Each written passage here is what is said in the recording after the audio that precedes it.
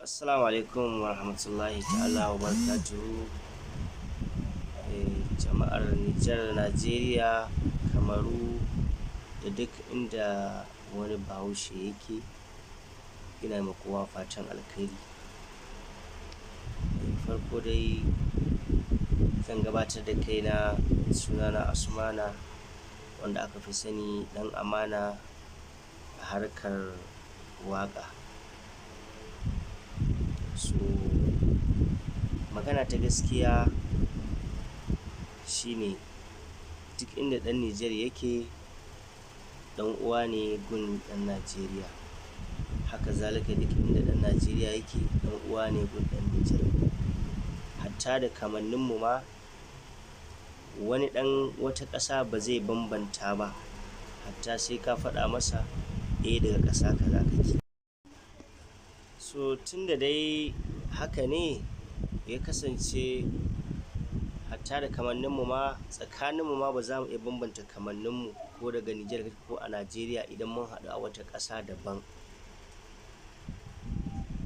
So kenan me zai sa kuma mu zo muna zagin juna akan wasu tsirarai daban waɗanda suke yin hakan don neman flows ko kuma wani abin da bai taka kara ya karya ba.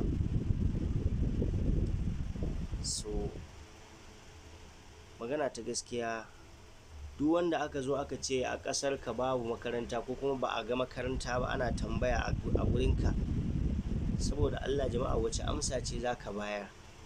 Ma'ana mai shi yana ɗaukar ka jahili, baka da ita da kanta wadda ta yi wannan tambayar, ko da an zo an ce mata a Nijar babu makaranta bai kamata hankalinta ya ɗauka ba.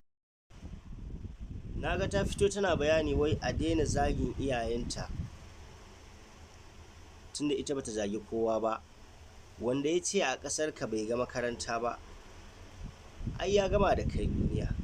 Ƙasar ka ya ce fa, bai ce wai ya je a guri kaza a cikin ƙasar ka bai ga makaranta ba. Ƙasar gaba ɗaya magana a kanta, ma'ana a ƙasar gaba ɗaya kaf babu ma'ilmanci ko ƙwara ɗaya, ko kuma babu waɗanda suka san aikin da suke yi, wanda suka san ya kamata.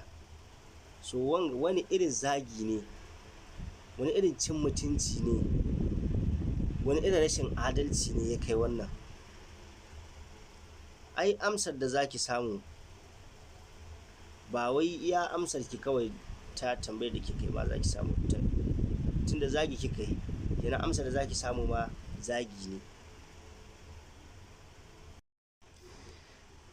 Sannan Naziru sarkin waƙa, masha Allahu, Allah ya ƙara ɗaukaka, Allah ya ƙara basira. Na ji ka fito ka yi bayani irin wanda ya dace, irin wanda ya kamata. Mun gode sosai. Inda a ce kowane mutum mai matsayi irin naka yana fito yana yin wannan irin bayanin naka, da tuni wannan matsalan an daƙile ta. So sannan akwai mutanen da suka yi bayani mai gamsarwa game da wannan al'amari. So Allah ya saka ma duk wanda ya bayani na gari na fahimtar juna, Allah ya saka mai da alkhairi. Sannan masu kallo da masu yaɗawa ku daina. Duk wanda ya fito ya zagi ƙasarka ko ya ci mutuncin ƙasarka, bai kamata ka dinga kallon shi ko kana ɗauka kana yaɗawa mutane ba, domin tamkar kana tallafa mai ne wurin samun followers da sauransu. Nan bai kamata kana yaɗawa ba, sam tamkar kana yaɗa fitina ne.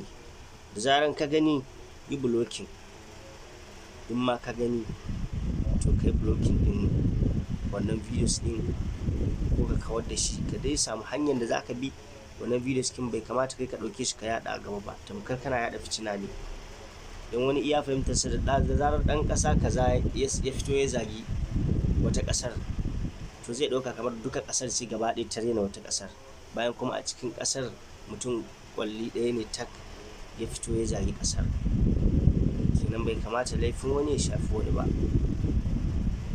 Kar ma ka ce za ka yi videos na mai da martani a kansa, domin in za ka mai da martani to kai ma za ka iya wuce gona da iri, dan za ka zage shi har ka zagi wanda abun bai ma shafe shi ba.